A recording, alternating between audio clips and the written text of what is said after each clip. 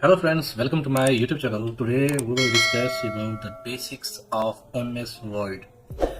First of all, before starting MS Word basics, we have to know some shortkeys about it which are very general in use. So first shortcut key is very important. We can see here this is a create a new file. For creating a new file, we use a shortcut key Ctrl plus N. It means it can create a new file. We can also create a new file manually. Here you can see file option, open file option, and in a status bar in the left corner you can see here new info and open.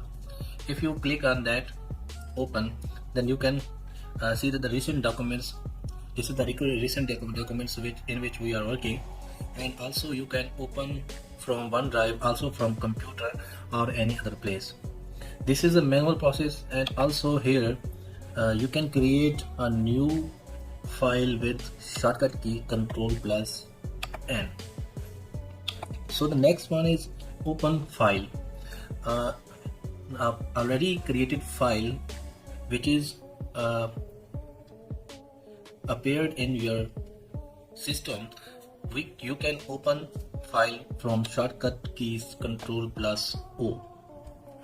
This is a shortcut key, but you can also open it manually. Then you can go to file option, and here you can see the open. This can be done manually, and this can be done with shortcut key. And other option 3 is a save a file. Then you can use shortcut key Ctrl plus S. This shortcut key always used to save any kind of document, but you can save manually. Here in a quick access bar you can see that Ctrl plus S also displayed here. So fourth option is Alt plus F4. You can close any kind of document here by pressing Alt plus F4. The document will be closed. Also you can see here file option, you can close also from there.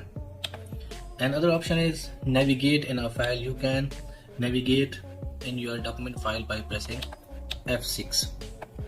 So this option is used to navigate file in your Word documents. And the next option is Word interface. You can see here this is a quick access bar, this is a tabs bar, and in which tabs you can see here ribbons. In every tab most ribbons, most options are available. You can use it in your document. So this is the lecture. We will meet in the next lecture. Thank you for watching.